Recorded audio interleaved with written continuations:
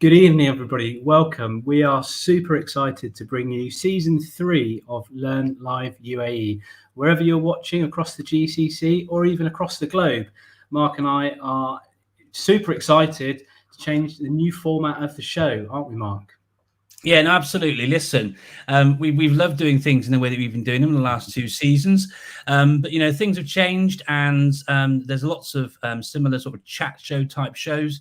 And what we're trying to do with the season 3 outing, as it were, is try and get more voices, because there's so many people who wanted to come on and share and these sort of things on the earlier shows. And what we're trying to do is really sort of try and concentrate the great CPD ideas being shared and all these sort of things down into more bite-sized chunks. So I'm really, really excited to welcome the premise of season 3 of Learn Live UAE, which is 7 educators, 7 presentations, and 7 ideas and takeaways. Although, given the person who's going to be sharing with us first, having seen her present many times before, I'm sure you'll probably get 7 takeaways, if not more, just from her presentation alone.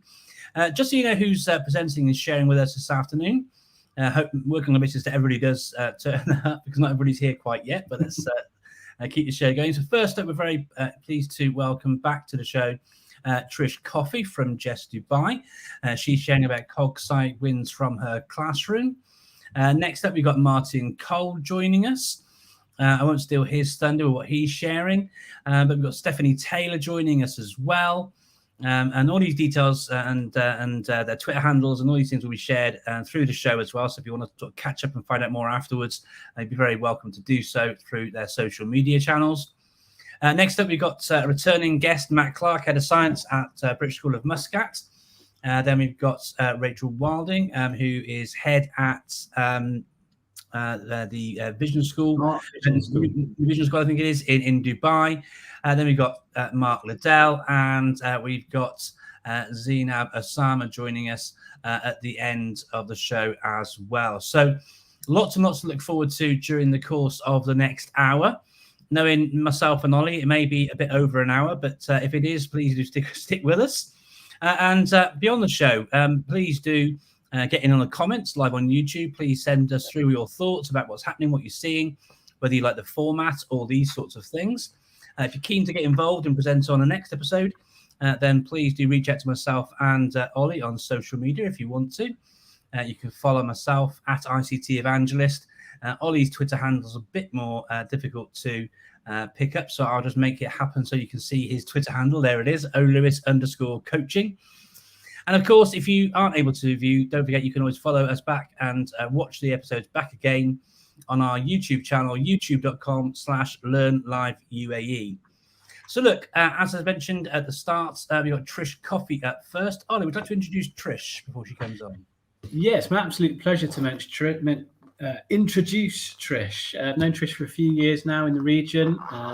Visited her at Just Dubai and their summits over the years. She's head of chemistry. She's been a champion for many years now, not only of teaching and learning, a fellow champion of science, but also a champion of, I think what I would refer to as sensible approaches to, teaching and learning in the classroom, cognitive science, but also unifying that approach across a school and the triangulation of information between students, teachers, and that other crucial part, parents. So I'm really delighted that Trish has agreed to come on and share with us this evening and widen our sharing net, I think, Mark. Yeah, absolutely. Baffles my head how many people we've had share on the show, but let's get Trish back on and sharing. Brilliant. Welcome to the show, Trish. How are you doing? Yeah, you muted a second there, Trish. We'll unmute you a sec. There you go. Yeah, good. Thanks. You? Yeah, really, really good. I'm mindful of the time and things. So what I'm going to do, I've got your presentation ready here. So I'm going to bring it up onto the screen. And whenever you're ready, just say I'm ready. And we'll get you going and start the timer for your 7-minute presentation on Learn Live UAE. And thank you again for taking the time to join us. No problem. I'm ready. Go for it. Okay, hi. I've been introduced already. Trish Coffey, Head of Chemistry at Jess. I've been here for the last 6 years. Now, I'm going to go through 5 retrieval practice strategies to use in the classroom. I was going to try and do 7, but I don't think I'd quite fit it in 7 minutes. I I suppose there's a lot of information on retrieval practice going around over the last couple of years, and especially so in the last 2 or 3 years. I still think it's really important to talk about it. It's something I'm extremely passionate about. I'm in the middle of finishing up my dissertation on basically, building a community, like Mark said, with parents, students and teachers, and bringing that language of learning across the school to ensure that we're all speaking the same common language about retrieval practice, space practice, and about how to use revision strategies correctly. Now, I'll quickly go through the 5 top ones that I would kind of talk about at the moment. I mean, I know people might have seen some of these before, and some of these are my own ideas that I put forward, and some of them are kind of adaptations of other people's ideas as well. My number 1 is the mini whiteboard quickfire quiz. Now, there's been a lot of research, brilliant research that's come out recently, and I'll speak about that at the end just quickly there. But the type of quiz, low stakes, really quick, really easy for the kids. Obviously, with in the classroom, we would use mini whiteboards, but COVID friendly now. There's a fantastic app called whiteboard.fi. It's brilliant to use if your kids in our school use Surfaces. So what I get them to do, give them a little login for whiteboard.fi, give them some quick questions, but I can see them all in real time answering. There's a little screenshot of one of the 10 quiz questions in my class about ionic bonding, for example. It's probably one of my favorite tools to use. It's quick, it's easy, it's low stakes. The students are able to write their answers down. There's no points, no scores, nothing like that. Just for me, essentially, to see how they're getting on, what are the common misconceptions. But what I love is, instead of them showing the mini whiteboards, in their hands and me trying to scan, I have it all on the screen in front of me, and I can see those kids taking that little bit extra time to answer a question, and maybe they need help, and I can screenshot the answers afterwards to spend a bit more time seeing who needs a bit more help. I've shared it with in the school, and particularly so in my department, where I've had a teacher only last week come back to me. She said, I'm still using whiteboard.fi, and she said it's just such a brilliant thing, and it's so quick to use with the kids. Number 2 is paired retrieval, which again is a nice way to do a little bit of retrieval practice. Roll it, recap it. This is one I've made on electrolysis, a big topic in GCSE chemistry. All you do, you can do it within the lesson. Take 2 dice, they roll it to see the question, and the other student can then help give feedback on how the student can improve their answer, and they just put little mini post-it notes. A great one to use towards the end of the year when you're doing revision, especially with the exam year students. Number 3, find and fix the error. Another quick, easy method of retrieval. Students look at statements and look for the error to fix, and essentially it embeds what the content they know correctly, and it also helps me see some, again, common misconceptions on certain topics. Low stakes, no points, no scores, anything like that. Nice and quick and easy, and a great method of retrieval/revision. Number 4, getting into the more complicated ones now, but again, with exam year students, I love these kind of retrieval practice challenge grids, to try and give them a little challenge. The problem is, I think a lot of students, and this is what I try and teach them at Jess, is maybe, all students, we used to do it ourselves when we were younger. You leave the revision to the last minute, and you cram, and then it goes into the short-term memory, and then you're having to relearn it for the next set of mocks or for the final exams. And I keep saying to the kids, don't make it an impossible task. Just 15-20 minutes a day, just consistently small, what I like to call atomic revision, small little bursts of revision for the students, where it's not an impossible task, when they're in school so early and they're there for hours and they might have ECAs. And this one is just a 30-day challenge, which we kind of give them in November, coming up towards their mock exams again. And I've made this for the department, which is like chemistry one day, biology the next day, physics the next day, and then these ones are exam style questions, so they can see the marks that come with them. It makes revision more manageable for the students, instead of them thinking, right, where will I even start today? Because often it's the procrastination of where am I going to start. When they have this in front of them, they can say, right, this topic is electrolysis, I'm going to have a little quick revision on our brain dump in electrolysis, and then I'm going to try the exam question. Number 5, summer challenge. This is one I made for this year. Again, another great way to motivate exam students during the summer. Essentially, it just keeps their minds ticking over and they're not losing that learning. And again, it's about that retrieval practice. They can still enjoy their summer holidays. I've only done this, 2-3 days a week. And they just have to spend 30 minutes going back over a topic. This particular one is just for chemistry. And I've just said, brain dump everything go back over your OneNote lesson and see what you missed out on, make a flashcard, and then try the exam question. So just trying to keep up that little bit of revision during the summer. And it's nice to try, and we send this on to parents as well. Just, often, the summers are great and they need to relax and the whole lot, but often they can spend, 8-9 hours a day scrolling through their phone or on TikTok or Netflix, and it's just 30 minutes a day, nice and easy, keeps them motivated over the summer. I've had some amazing responses to this. I should have actually screenshotted some of them to show you, where some students have gone really above and beyond doing these questions and kept on top of it over the summer. There are my 5 strategies. My top tips are, the type of quiz, the research has been done on this, the type of quiz that you actually get the kids to do, the retrieval practice quiz, is not important. What's more important is that you're consistent with giving retrieval practice in every lesson. I talk about this a lot, and I think people, nowadays are becoming kind of almost, some people, sick of the term retrieval practice. It's another, thing in education, and it's blown up. But I think it's so important, and I've seen huge improvement in certain students over the last number of years, because I consistently do it in every single lesson. It might only be a 1-question quiz, it might be a 10-question quiz, whiteboard quiz, quick and easy, it might be the monthly challenge, but it's the fact about being consistent, and the kids know that there's going to be retrieval, low stakes retrieval in every lesson. Another top tip is obviously to make sure the feedback is immediate. Don't leave it be something that you have to mark or be onerous on you and create a bigger workload. Get the students to mark their own work, they can peer assess it. Again, allowing them to identify any gaps in their knowledge and being aware more of their strengths. And make sure all the teachers are using the same language of learning in their lessons. Now, I'm a real advocate of this. Teach the parents about the language, teach the teachers, teach the students, so that everybody knows what retrieval practice is, what space practice is, doing those short, sharp bursts of revision, and students get really in tune then with knowing how to revise effectively.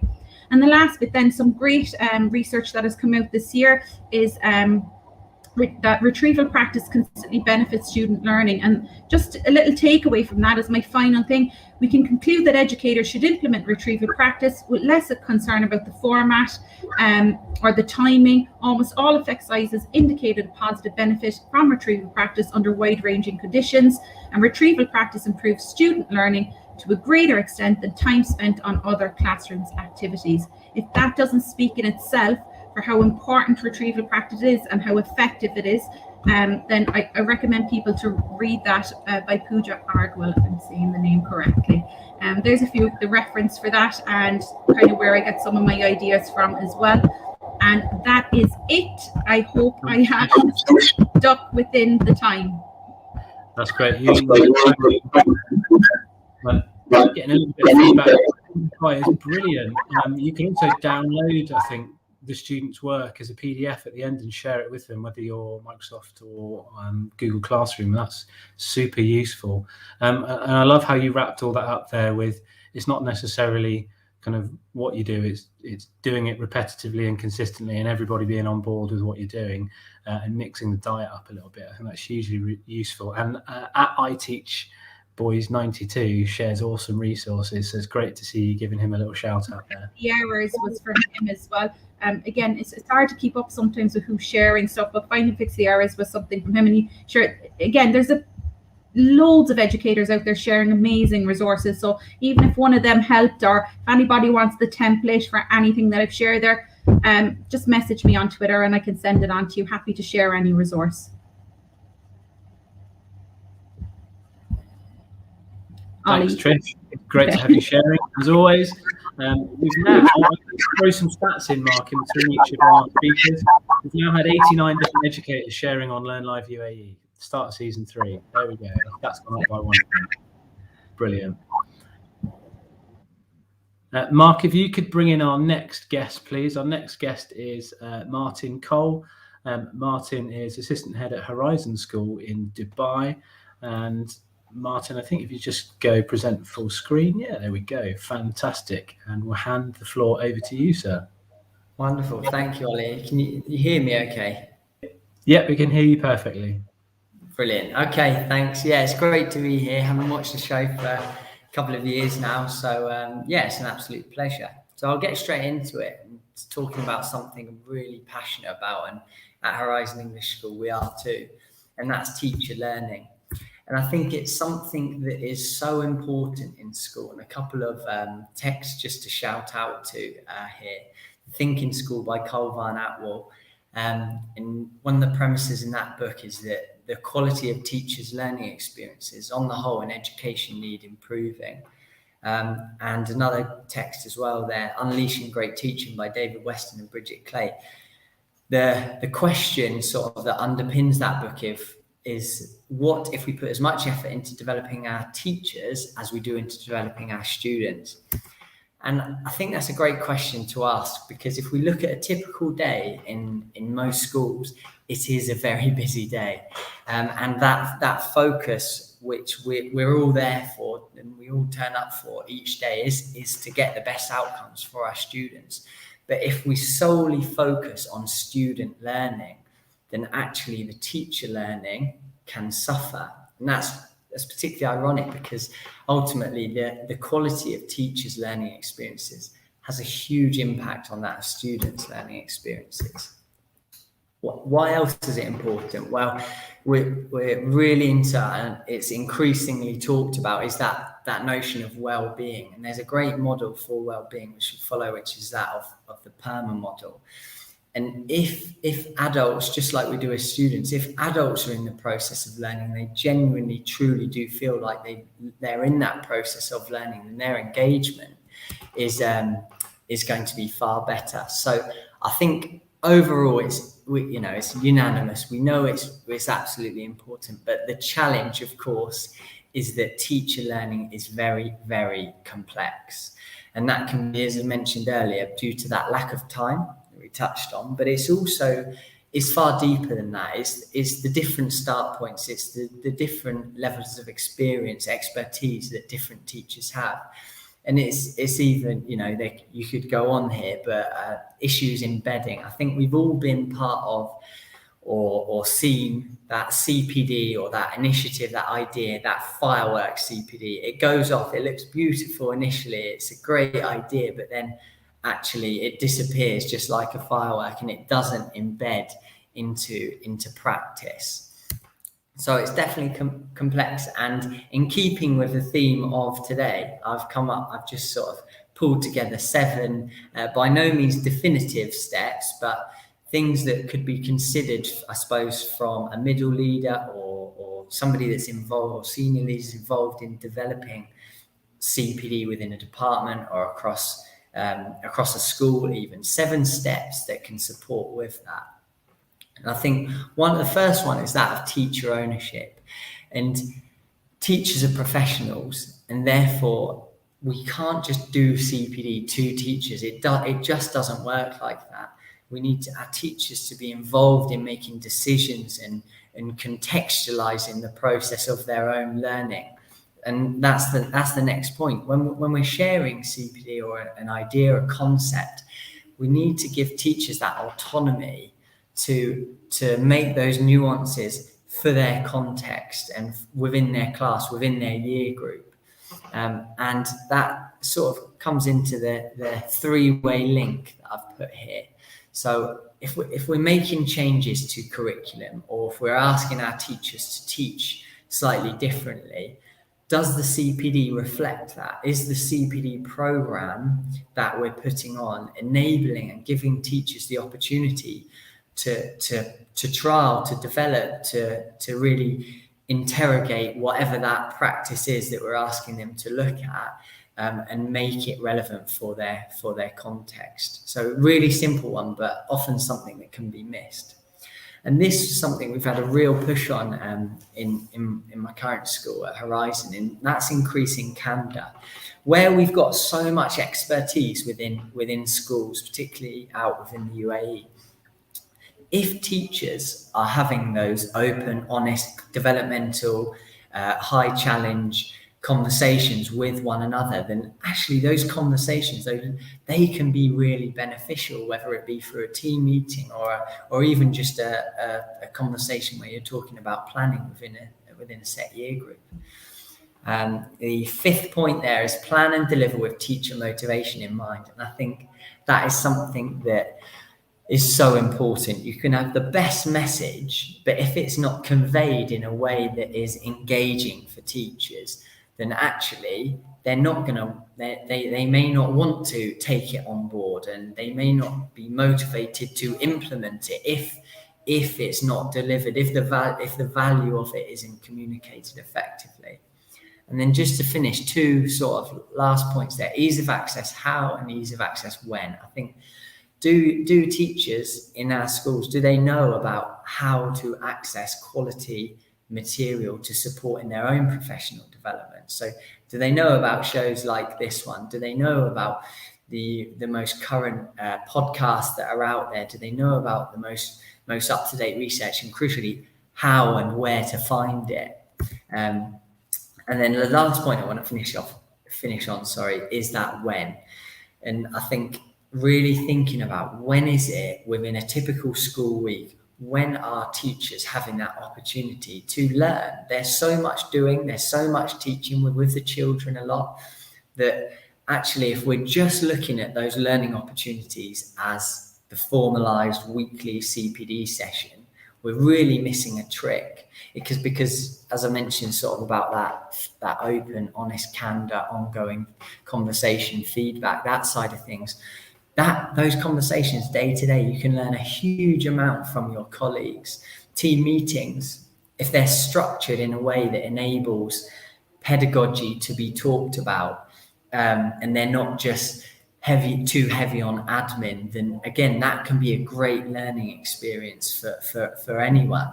And I think there's a time and a place for admin, of course, and sharing important information, but sometimes a lot of that can be streamlined to free up more time in those team meetings to really develop pedagogy and sort of get into talking about student learning.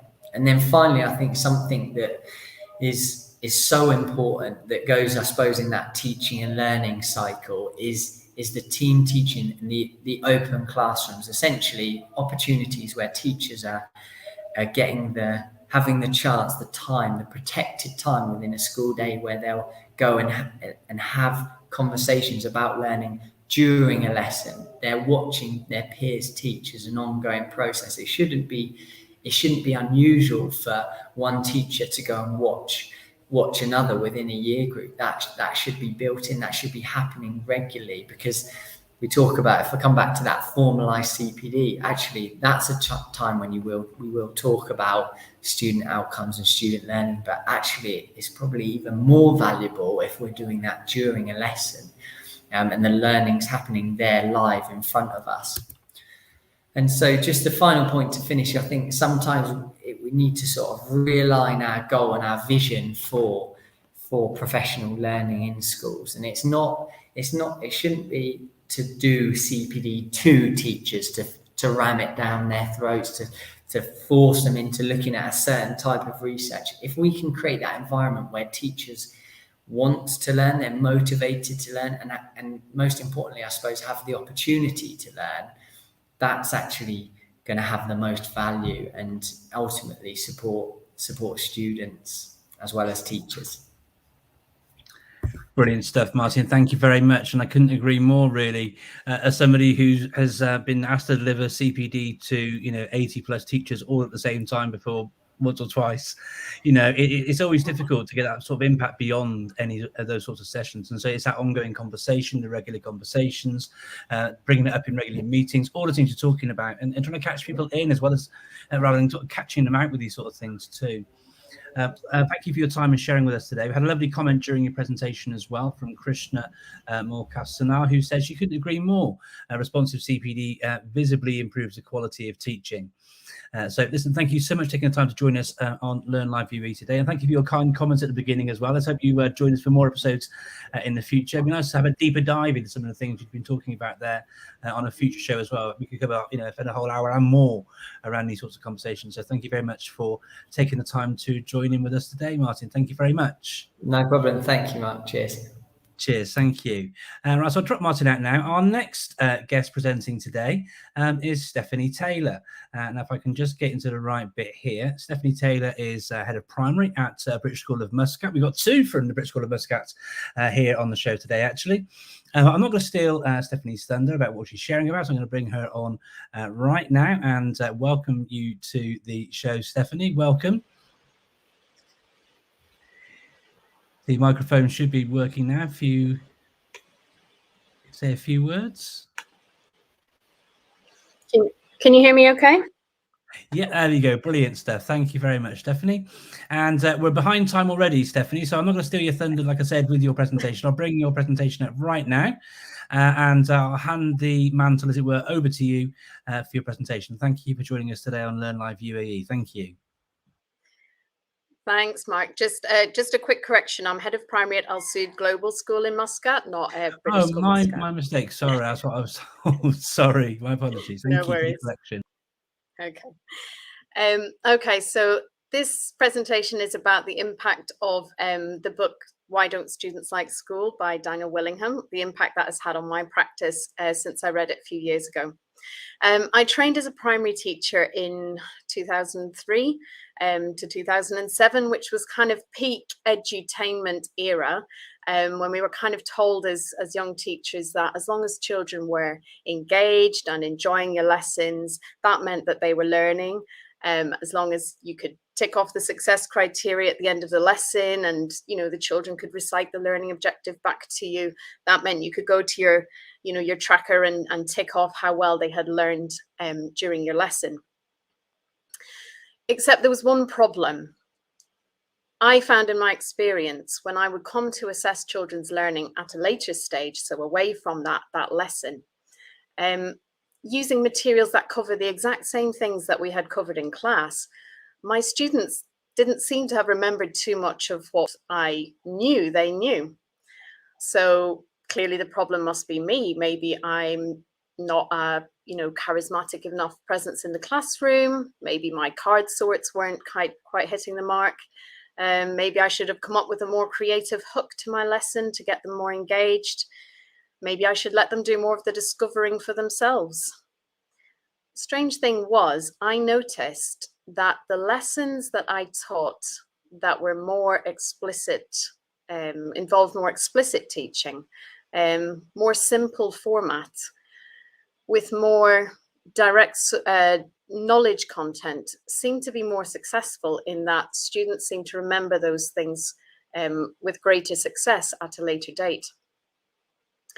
So I started to move away from games and gimmicks in my lessons and tried to present content more as a story, as a narrative, demonstrating my own relationship with the knowledge. And I found that started to draw the children in to engage with the learning on a much more concrete level than before, when it was all kind of whistles and bells and games. The problem was I felt a little bit guilty about teaching in that way because it wasn't the way I had been trained. And it certainly wasn't what school leaders were looking for on their observation forms.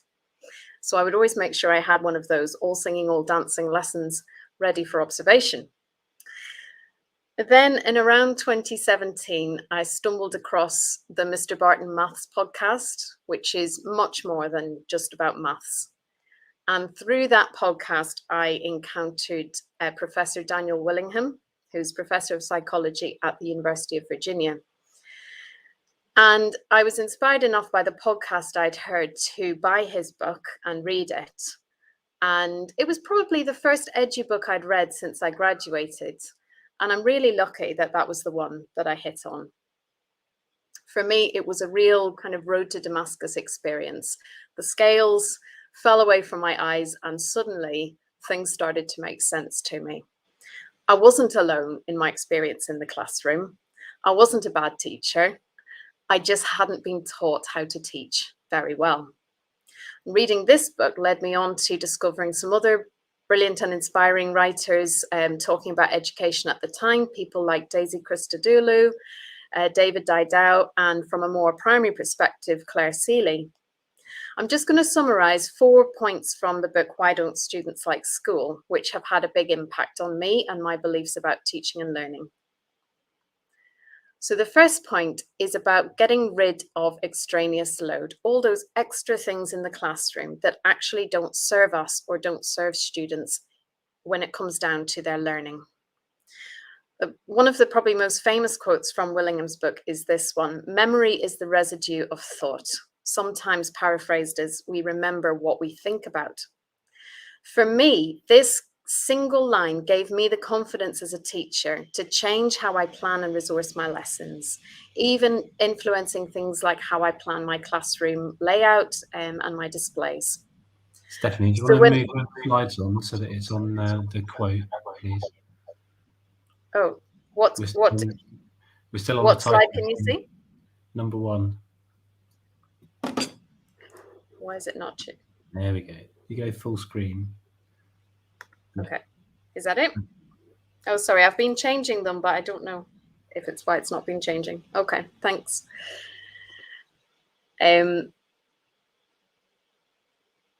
So as I said, has that changed now? Has it gone on to another? We're on memory is the residue of thought. Now it's changed. Not sure why it's not changing. I think you might have a dual screen setup or something, Stephanie, Yeah. which is, so you're seeing the presentation running full screen, but we're just seeing PowerPoint as you would normally see it whilst you work in PowerPoint. There you go, that's running it now. Okay. Does that change now when I do that? Yes, it does. It did. Okay. Lovely. Thank you for letting me know. So this diagram is taken from Willingham's simple model of memory, and showing how what we pay attention to from all of the extra things that are distracting us in our environment really make the difference to what is happening in our working memories and what will likely be retained in our long-term memories as well, and less likely to be forgotten. So now how that impacts on my practice, I've moved away from using things like, your typical sort of engagement tactics like card sorts, treasure hunts, or asking students to discover key concepts for themselves if that's not part of the learning sequence. I've stopped trying to assess learning at the end of lessons. I certainly still check for students' understanding, but I've moved away from trying to kind of tick off objectives at the end of a lesson based on students' performance. I'll come back and check later on. This is linking back to the spaced retrieval and interleaving that was spoken about earlier. The second point is building background knowledge. So Willingham says in his book that background knowledge is necessary for cognitive skills, for the sort of imagination that leads to problem solving, decision making, and creativity. So one of the key things that I have changed in my practice is that I've stopped considering pupils as low or medium or high ability and started to consider what their starting point is in the particular sequence of knowledge that I'm teaching them. So students come to school with all sorts of varying backgrounds, as we know. Some of them might know a lot about the Greeks, some might know absolutely nothing. It doesn't mean that they have different levels of ability. It just means that their starting point for the sequence of learning is different. So one of the things that I try and do is to ensure that my students are getting plenty of opportunities for reading broadly across the curriculum. So as a primary teacher, it's a bit easier because you have the children for the majority of the day and you can be building in opportunities for reading broadly across the curriculum and around the curriculum as much as possible. And Willingham recommends that reading is the absolute best way of building that key background knowledge for students. The more background knowledge that they acquire, the greater their chance of having a strong starting point for later learning. So it might not even be preparing them for something that I'm teaching, it might be for something that I know will come up later. The third point is sequencing the curriculum. So Willingham says that narrative is psychologically privileged. And he explains that as our brains process stories in a different way than we process other information. Stories are engaging to our brains, and stories help us remember things more at a later date. So how this impacts on my practice is that I've really started to think carefully about how I build up concepts through a sequence of learning, thinking about what are the relationships between the different concepts and new pieces of information that I want students to learn. So that linking is causality.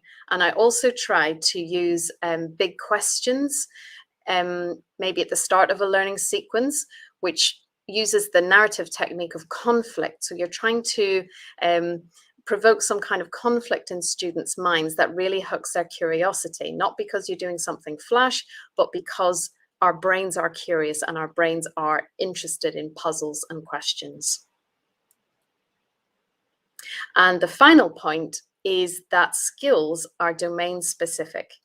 I think that one of the big sort of things that we hear about a lot in education is about things like working collaboratively, creative problem solving, critical thinking skills, all of these kinds of things. And I think one of the most useful things that I've taken from Willingham's work is that transferable skills are actually very, very limited in number. There aren't very many skills that are truly transferable. And skills are actually much more domain specific than we might realize. And if you can problem solve in one area, it doesn't necessarily mean you're going to be a successful problem solver in another area. So for example, if you can analyze an algebra question in maths, it doesn't necessarily transfer that you'll be good at analyzing a Shakespeare play in English. I'm just trying to skip ahead a little bit to make sure I don't run over time. I think that you could be forgiven as a teacher, particularly if you trained over the last number of years. You could be forgiven for feeling that if you are teaching knowledge or facts in your classroom, that you're stifling children's creativity. And I think in primary schools in particular, we've been through years and years of being told that, things should be as cross-curricular as possible, and that, teaching those transferable skills is really the gold standard of primary education, because after all, in real life, things are not divided up into subjects. But I think that the point of school is not to try and replicate real life. Students don't come to school they come to school to learn things that they can't learn from everyday life. So I think it's not a good argument to expect that school should reflect the kind of the messiness of real life. I think as teachers and leaders, particularly in primary, because secondary do this already, we shouldn't shy away from the subject disciplines and from teaching children how knowledge is created and curated in those different subject disciplines. And in our primary curriculum in the school I'm currently head of primary at, we've made it explicit in our curriculum topic maps, our curriculum subject maps, when knowledge is to be taught discretely and when it can be taught as part of the connected curriculum. So this and all the previous points I've mentioned that have changed my practice are all testament to the influence of reading this one book and how it's kind of built up from there for me as an educator. Okay, so I hope that has, if you haven't read the book already, has maybe inspired some people to read it, because I highly recommend it.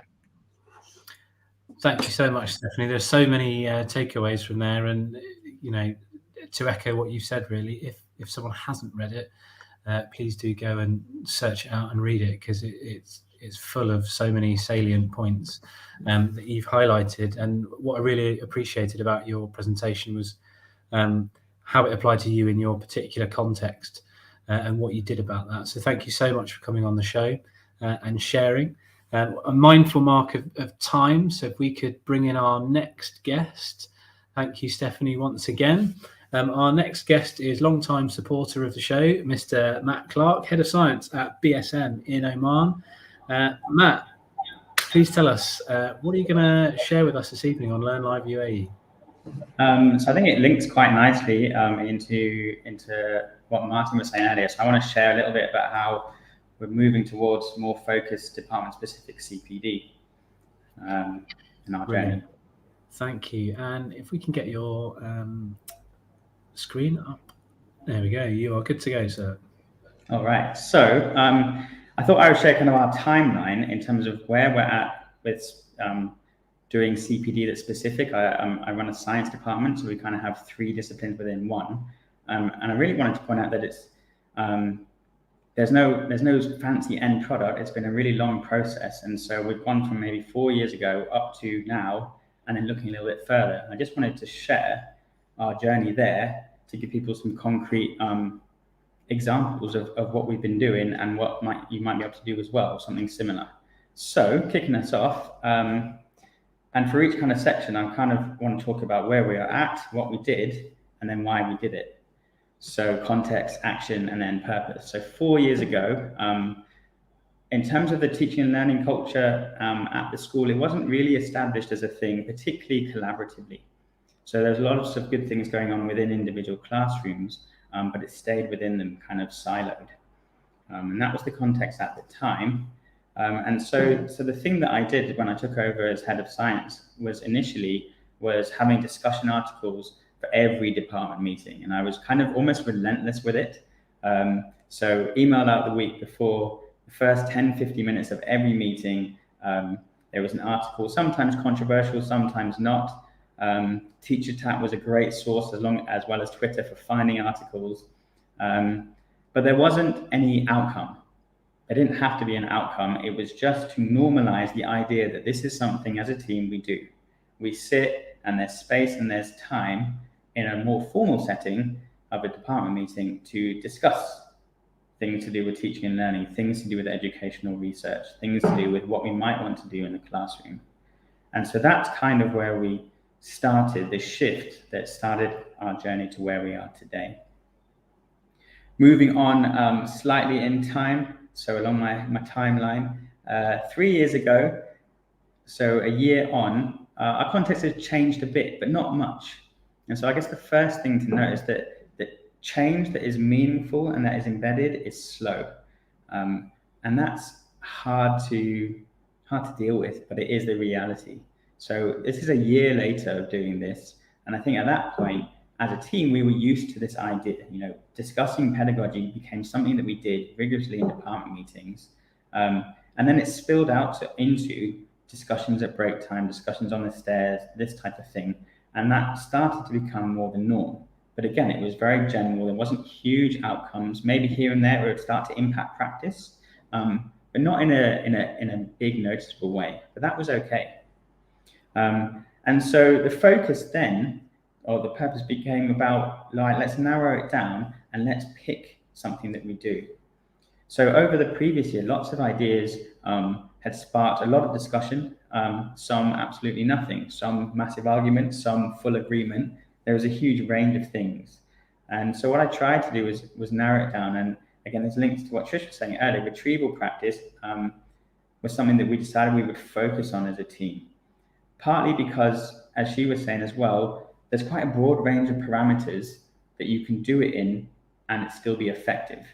So it's an easier thing to introduce. And also at the time, because I'm a science department, there were a bunch of retrieval roulettes that the COG Sci group and Adam Boxer were kind of creating that made this a really easy thing to incorporate. So it was kind of an easy win. And that was kind of on purpose, because what it meant was, it again normalized the idea that as a team, we'd spend a long time discussing stuff, thinking about things, and then it moved into impacting what we did in the classroom. So even as great teachers, experienced teachers who are really good at their jobs, they did something that they thought about, researched a bit, and then it started to impact what they do in the classroom, and hopefully then further down the line improve what was going on. That then takes us to 2 years ago. And at this stage, still nothing kind of at a whole school level, collaborative CPD. So this is all just within my current department. But we're at the context now where as a department, we were used to the idea of this is something that we do. This is something that we value. And some people were super keen, really into it straight away. Some people kind of were along for the ride, that they'd have a go. Some people weren't totally interested in it. But it was becoming more and more the norm. So again, there's a reality there that things aren't going to be wonderful all the time straight away. But our actions changed that year, and we sort of specialized a bit more. So I got people to choose one thing. They'd audited themselves against Rosenshine's principles and choose one thing to develop all year that was related to them. And I guess if we're talking about it being CPD, and I was reading this the other day, I can't remember who wrote the article, but we've forgotten what CPD means. It needs to be continued. So none of this firework one-off tricks like in our bag. One thing to work on all year means we're going to continue doing it. It needs to be professional. So Rosenshine's principles have come out of research. They've been around for a long time. There's lots of other things as well that I'd recommend, as well as that. The new T&L toolkit has just been relaunched by the EEF. You've got things like the walkthroughs.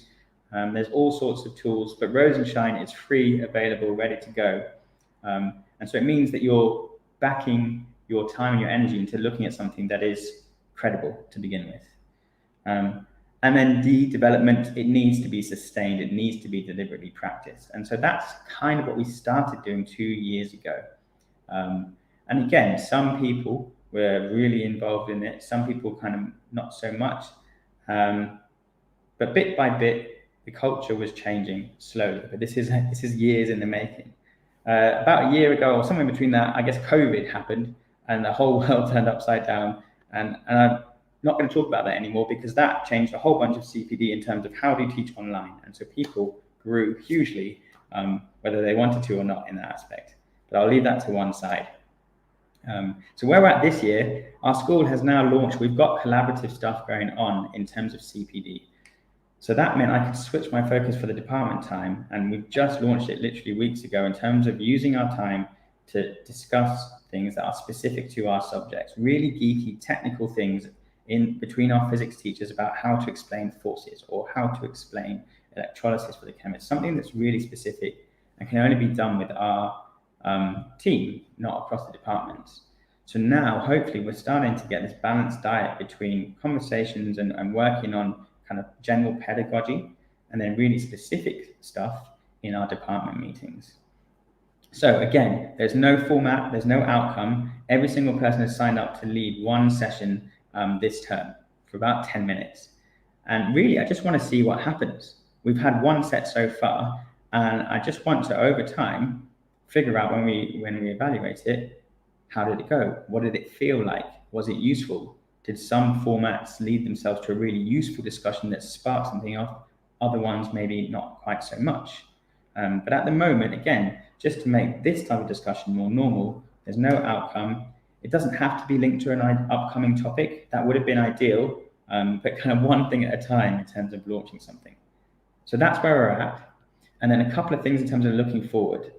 Like I said, I hope by the end of this term, everyone's had a go. It's becoming more normal for them. So in their smaller groups of 3 or 4, they're contributing and explaining something that is upcoming and really technical in terms of the science. And we'll evaluate it and feed that in to what we do next term.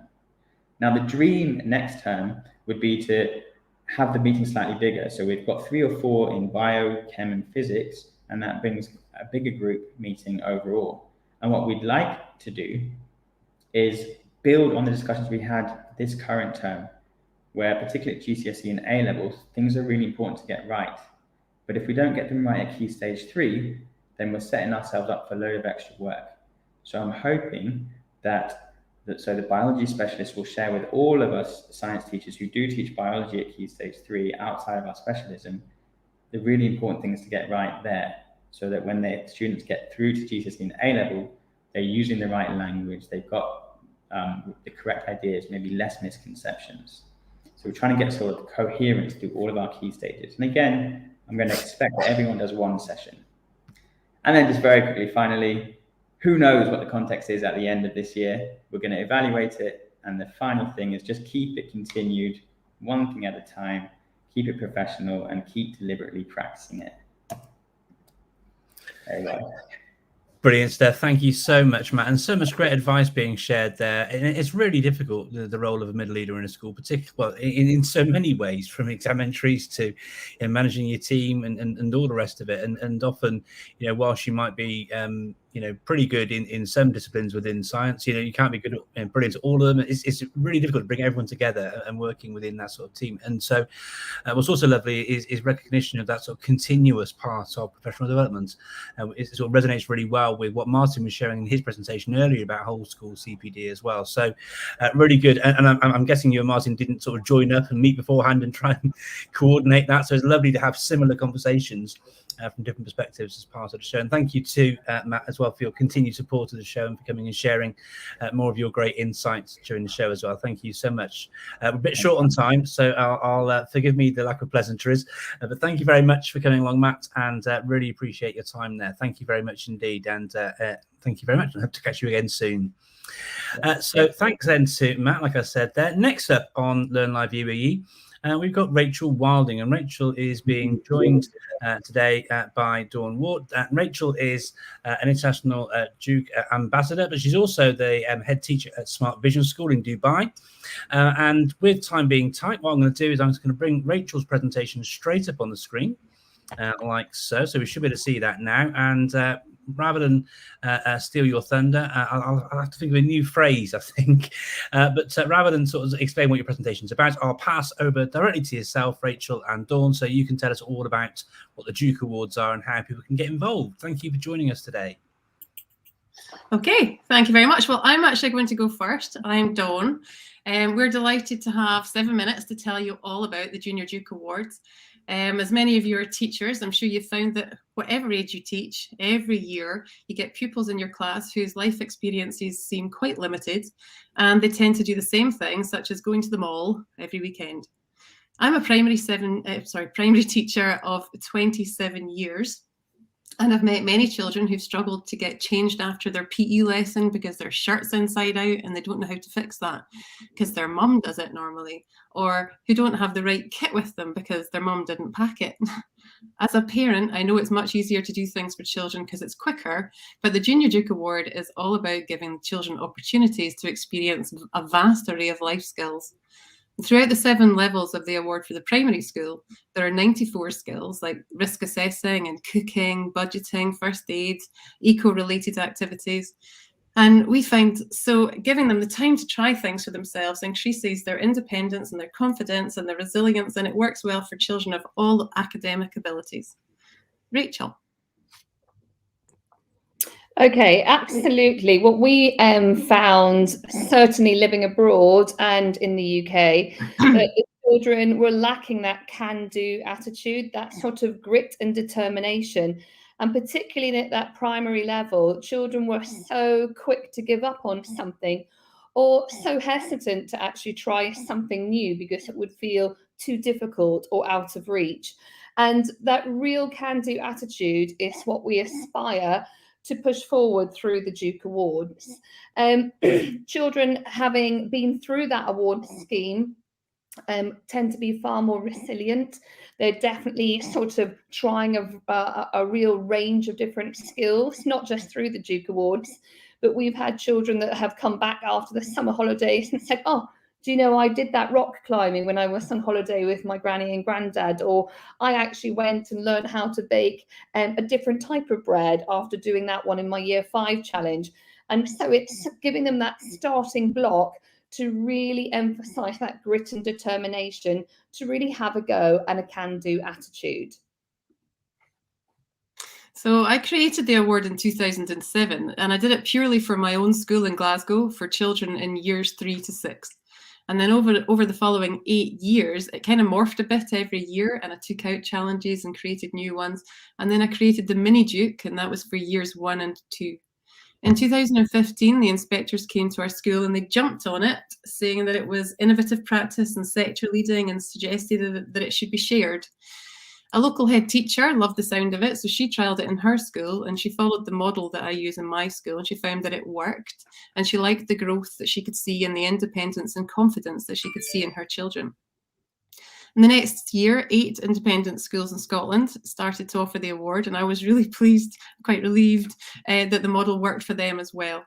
And it was at that point that I had a website built and word began to spread. And it wasn't long after that that Rachel got in touch, because she felt the need for her pupils in Dubai to have a chance to learn these crucial life skills too.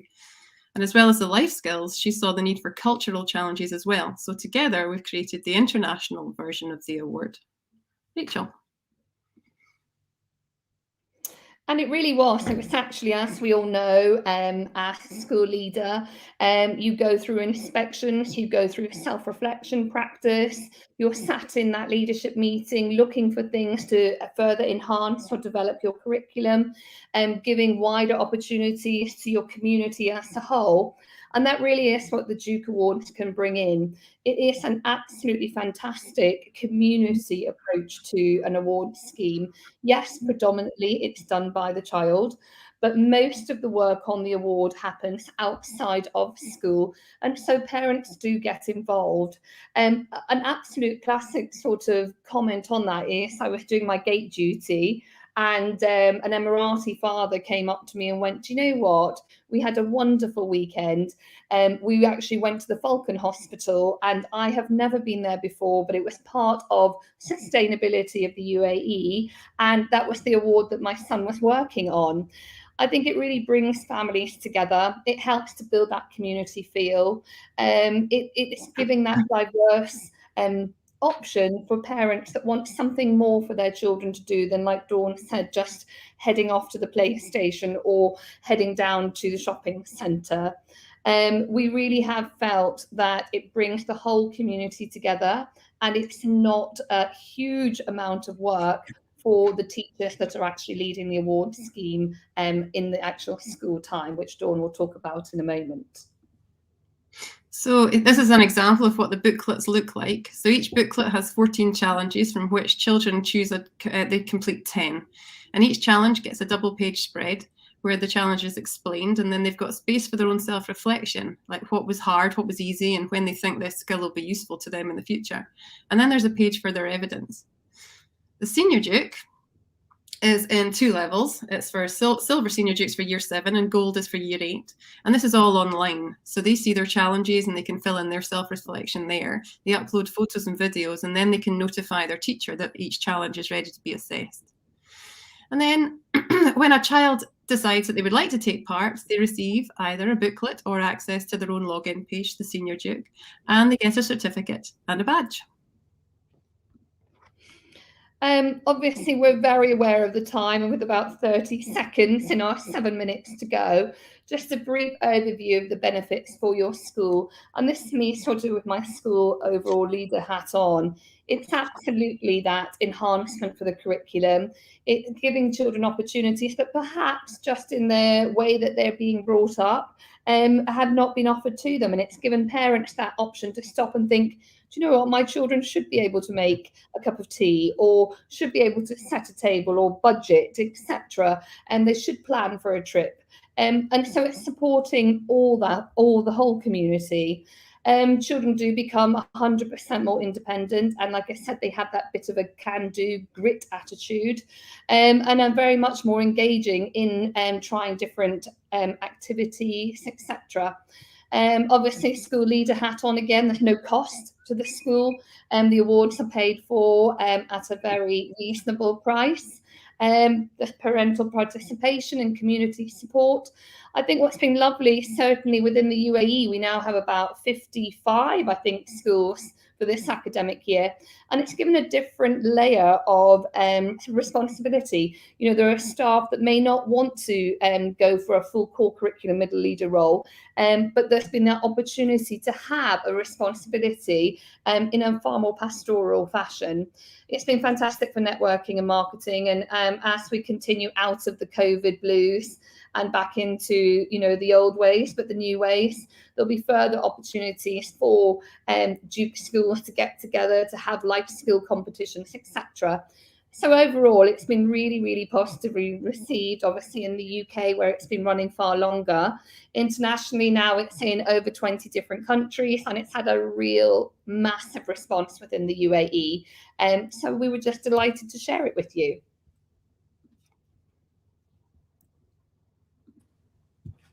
That's amazing. Thank you so much. I was furiously typing, trying to get a tweet out about all of the amazing opportunities. Rachel, you're obviously the international ambassador. You can find Rachel on Twitter at RachWildDXB. Dawn, founder of Duke Awards. You can find the Duke Award at Duke Awards. If you want to get in touch, please do. I know that my own school is currently in the process of joining up, and I'm super excited to see where that leads us to. Thank you so much, both of you, for coming on and sharing about the Duke Awards. It looks like a fantastic opportunity for learners. Thank you very much. Thank you. Up next on this episode of Learn Live UAE, we have Mark Liddell. Mark is, as you can see from his handle, he's head of teaching and learning at GEMS World Academy in Dubai. Mark, I'm going to hand straight over to you because I'm mindful of time. If you just hit full screen on your presentation. Fantastic. Here we go. I can see you're in full screen mode. Brilliant. Over to you, Mark. Great. Hey, thanks so much, Ollie, and thank you to Mark. This is a really wonderful opportunity just to be able to get involved and learn some great things from other teachers. So my name's Mark. I'm from GEMS World Academy, Dubai, and I have a question. Do we really need more boring meetings? I'm not sure what your experience has been like in terms of attending all the different types of meetings that take place in a school, in a regular week, in a regular month. But I just figured we could probably do well if we were to think about what are those most important things we want to get out of our meetings. And if we are in a place where we do have the ability to make some changes, where we can think more purposefully about having intent with some of our meetings, could it be that teachers might be more motivated and more excited? So right now, we know that we love coming to school each day because we get to spend time with our students. We get to help them make progress. We get to help them with their well-being. And then for people who are in my role, we're also interested in being able to support teachers to help them to be motivated, to be fed and to be inspired. However, sometimes there are just these painful meetings that sometimes feel like they're getting in the way of reaching these objectives. So over the last few years, I've had a chance to ask some different questions about how is it that we actually do want to meet? Are there some ways that we could co-create some new ideas for how we could more effectively meet together? So why is it that in a school, in a big network and a bureaucracy, that we have to meet together? Well, we want to be organized. We want to have great learning opportunities for our students. We know that by spending time together, we can have a structured approach. And as well, hopefully we can be a little bit inspired by some of the stories that we hear when we're there as part of meetings. So I've got 3 little stories of just some things that I was able to be involved with that hopefully help to make meetings just that little bit more interesting, that little bit more engaging. The starting point was this particular book. It's called Death by Meeting, and the author is Patrick Lencioni. And he has this really interesting way of writing his books. The first, 80% of his book is just this really fun, engaging story. And then the final part, the final 20%, is where he draws out all of these different practical outcomes. So for our particular department, each person was given a copy of this book. And then it was time to come back after the break and to be able to say, right, let's evaluate the ways that we meet together currently. Let's consider what some of our actual needs are, and let's see if we can tailor the way that we meet that aligns with what it is that we like to achieve over this year and over this 3-year period. So we went through the design thinking process of empathizing, of being able to ask questions, of defining what is it that we really want to have as our problem so that we can then solve it. We came up with our different ideas, we prototyped, we iterated those, and this was where we landed after some shuffling, some few different ideas. We began by having a 3-minute Monday stand-up meeting where it was just everyone in this one quarter and we would just stand there for 3 minutes. It was just reminders of admin. It meant that everyone could see each other's face at the beginning of the week, and it just was that nice way of being able to know we're feeling organised for this week. It then meant that on our Wednesday department meetings, we could focus completely on teaching and learning. So whether that was differentiation or assessment task or anything else that was happening with gifted and talented, it was really great to then have that focus. Then alongside that, we were able to have these 5-minute fortnightly individual check-ins. So this is where I could sit down with a team member, where we could have a look at their annual goals. I could ask them about the support that they might require. And it was just finding out what's happening in your classroom, what's happening with you, so that you can be having a meaningful time here at school. And then finally, we had our quarterly collaboration agreement. Now, in this particular school, it was amazing because on that first day of each term, we had 4 terms, 10 weeks each. We could actually spend 3 hours running through, as a department, our collaboration agreement. This was a chance for us to be able to run through our values, our 101s, then our behaviours that connected to those values, our 201s, and then as well 301s, which were some of our larger goals that we wanted to achieve. And so we could, term by term, go back and see, are we still aligning ourselves with what we have defined as our value as a team? And it was just a really rewarding experience. Next up, there was another school where I was a head of department, and it was quite a large department. And so there was this scheduled weekly department meeting. However, given the size of the department, there were particular limits that we had on what we could actually achieve. So the question was, what needed to be added on? And this was a different context. It wasn't just a matter of transferring that meeting style from one school to the next. It was a matter of going back to that design thinking process to find out, in this particular school, with these particular teachers, at this particular time, what is it that we need? What's going to complement what already exists? And so it was that we were able to borrow from the School Reform Initiative, which is a fantastic website, which has got some really great protocols or processes of how student work can be evaluated and of how we can meet together more effectively. So we ended up deciding on the micro labs protocol. And this meant that each term we could rotate groups. It meant that we had to trust this particular process. So it was just the same process each time. And I acted as the facilitator to make sure that we kept to our particular schedule, time-wise, which was important, and as well that we allowed people to be able to make progress as they were sharing their different goals as part of this. Now, currently, I've got a work in progress going on. I'm not sure if you've heard of this book. It's called Leading for Powerful Learning, and it was given to me by a friend. And so right now, this is what I'm wanting to process. They are asking questions in this book. Well, have you developed meeting norms? Have you got, I guess, rules about how you want people to be interacting as part of your meetings, which is a really great question. They've got ideas like share the air, where you might have someone in the department that talks more than, say, other people. And so to talk in advance about how you want different people to contribute can be really, really helpful. As well, I'm reading this chapter about, could you have a learning intention, a learning goal for your particular meeting? And so I've been trying this out with some of the different directors of learning meetings. It hasn't all been successful yet, but it feels as though we're moving in the right direction. And of course, we'll iterate, chat with different staff, and we'll see what type of improvements can be made.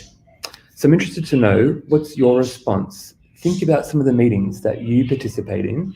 Think about maybe some of the meetings that you lead. How do you take that responsibility? What are you using as your different food for thought to be more intentional about having fantastic meetings?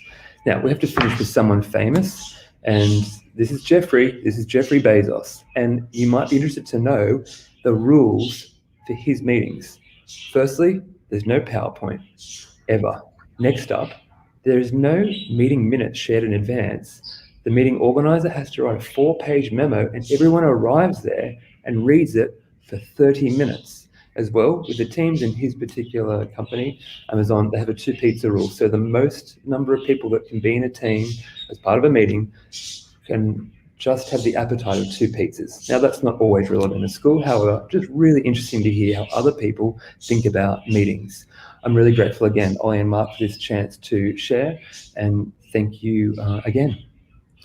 Thank you so much, Mark. It's really refreshing to hear your reflections, and especially how you kind of approach your intentions around making purposeful meetings. That was really great. I've just tweeted out as well.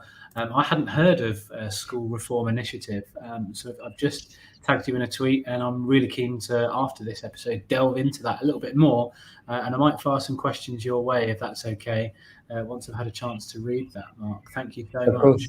Thanks a lot. Really appreciate you coming on the show and sharing. Up next, we have a returning guest, I think, I'm right in saying, Zinab, who is, you can see her on the screen now, at Zinab_Hendawi. She's deputy head of a primary school in Abu Dhabi. She's also a Women Ed MENA regional lead. Those of you that are long-time supporters of the show will see that we did a Women Ed MENA takeover back at near the end of season 2.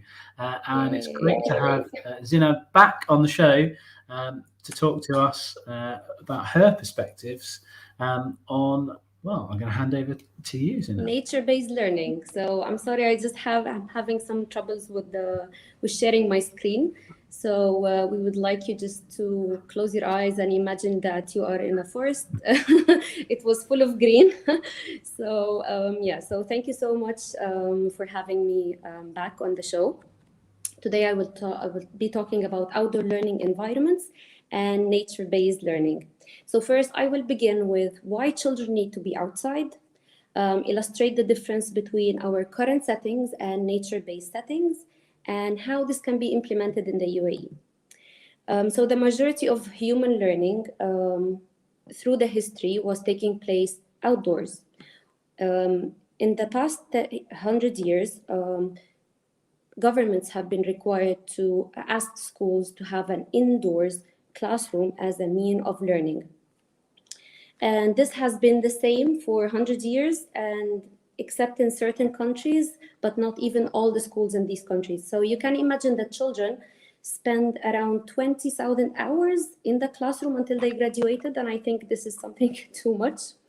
Unfortunately, students' achievement is seen as a commodity that will be exchanged for a job rather than skills for life, preparing them for life. So research proved that outdoor and environmental learning develops confidence, resilience, leadership, emotional intelligence, teamwork, adaptability, well-being, health, language, and communication. Actually, the list is endless of benefits. On the other hand, formal schooling can provide children with the knowledge that they need, but not with the application of that knowledge.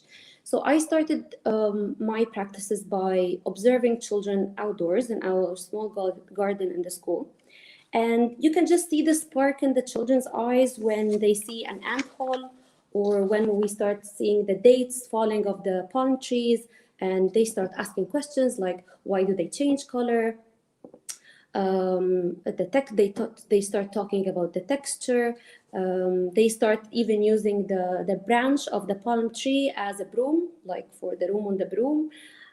So yeah, so they keep researching maybe for like days, just because they saw a butterfly and aeroplane flying. So, you know, it's phenomenal. But unfortunately, children are spending more time indoors due to safety reasons, overprotection, and after COVID, it has been even more.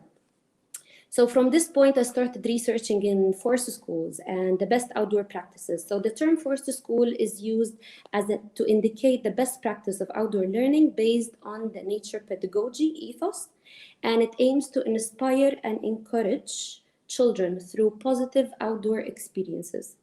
So teachers in forced schools are only facilitators. They facilitate learning and enable the learning environment for the children, the nature environment. And forced schools empower children to value their ideas and individual skills. So the main ethos of the forced schools is nature pedagogy and child-initiated learning. The nature pedagogy is just like a big river full of other models of learning, other models of outdoor learning, and it's all less structured learning and driven by the values and pedagogical thinking. So involving outdoor, why don't we involve outdoor learning, nature pedagogy, and connecting children to nature in our curriculum? So it can be advantage to connect it to our curriculum as children learn faster outdoors. So resilience is a key word when we talk about children in nature. I had a discussion with one of the Forest School experts before, and they said that the curriculum can be taught 100% for preschoolers outdoors. In primary schools, 85% of the curriculum can be taught outdoors, not in the classroom, and 60% for secondary can still be covered in natural environments. There are some people who don't advocate for free play. Therefore, forest schools sometimes can be an alternative mode of learning. So in some schools in the UK, they send the children once a week to the woodlands, and they start learning in 3 dimensions instead of 2 dimensions. So it's just like, imagine learning about measurements or about something in science, or there are so many things that you can learn outdoors, not only science. Learning it on first-hand experience, it's so different than having like in the classroom and talking about the environment. So when I was researching, I discovered that there is something called beach schools, jungle schools, bush schools. So educators are just using their surrounding and natural environment for learning. And I think this can still be implemented in the UAE. So children can benefit from regular visits to beaches, deserts, mountains, the mangroves. There are so many learning opportunities out there. So imagine children learning about staying in a farm and learning about measurements and area and animals. Everything can be taught outside. And it can also be part of my identity curriculum framework, which is designed by ADIC to consolidate the national identity for all children. So what would be better than learning and embracing the UAE culture and environment at the same time? In addition that, nowadays there is a social ambition toward ecological sustainability. And in the UAE, there is a program called Sustainable Schools Initiative. But learning about the environment in the classroom, I'm not a fan of this. So I think children need to be outside to learn about, ecological problems and about sustainability and any science topic related. So at least if we cannot do it for math and English, let's just take them outside at least for science. So more flexibility will be needed, just weekly visits to nature sites. And I believe that the change just comes from effective leaders, and educators need to take risks in teaching, same as we encourage children to take risks in learning. And at the end, there are endless opportunities of memorable learning outside the classroom. And now we're having like a small interest group. We're trying to create something called sand-based learning in our schools, and we're having a plan now, and we have a small group. If anyone would like to join, you can just send me on Twitter. Thank you. Thank you so much, Zinab. Anyone that wishes to reach out and join this initiative, Zinab's handle is at Zinab_.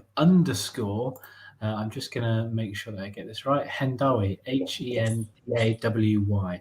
Thank you, Mark. You can see it on the screen there. I had a colorful presentation, so I can share some screenshots on Twitter. That'd be fantastic. Thank you. Mark, I'm just going to throw a new stat out there. As a physics teacher, you know that I like a stat. But before I do that, massive thank you, Zinab, and thank you to all of our guests for sharing tonight. We're now in a position where we've had 58 different schools start season 1, 58 different schools, 89 different educators. Blows my mind that. I'm hugely grateful to all of the different guests that we've had on over 3 seasons now, we can say that. And all of the nuggets of learning that we can draw on from all of these fantastic educators, from the amazing things that are going on across the Middle East. So it's fantastic. No, absolutely. Thank you very much for joining us today, Zainab, and a huge advocate for Forest School. I'm lucky in that there's lots of greenery around here, but as someone who's visited the UAE many times, there's some fantastic scenery up in the mountains, from the seaside beaches to the islands to everything in and all around. There's the mountains above our lane. There's so many beautiful areas to go and explore, and which parts of the rich national heritage in the UAE as well. So thank you for taking the time to come and share about your approaches and ideas around that on the show today. Thank you very much. Just going to wrap up things at the end of the show now so that we can move on. We're a bit over time, as we can see, but it's our first show working in this sort of format. We're definitely going to get ourselves a 24 style countdown time to help our guests keep on time. But sometimes, it's difficult because you really want to hear all that they have to share, because there's so many great things being shared in there. I'm sure we'll work it out as time moves on. But for now, unless Ollie wants to say anything else, really, just want to say thank you to our guests across the show today. First up, we had Trish Coffee. First up from Jess Dubai. Then we had Martin Cole sharing. Then we had Stephanie Taylor. Then we had Rachel Wilding, of course, with talking about the Dukes Awards. Then Matt Clark, then Mark Liddell, and then last but by no means least, we had Zainab at the end sharing about outdoor learning. Thank you so much for joining us for this, our first episode of Season 3 on Learn Live UAE. If you haven't done so yet, and if not, why not? But please do remember to subscribe, as you can see on the little ticker going across the bottom here, to our YouTube channel at youtube.com/LearnLiveUAE. But for now, it's goodbye from me. And it's goodbye from me. And we'll see you on next month's episode of Learn Live UAE with 7 more educators, 7 more ideas, and as you found from today's episode, plenty more than 7 ideas and takeaways by the end of the show. Please do share it far and wide, and we look forward to welcoming you to the show again with 7 more inspiring educators next month. Thanks for joining us.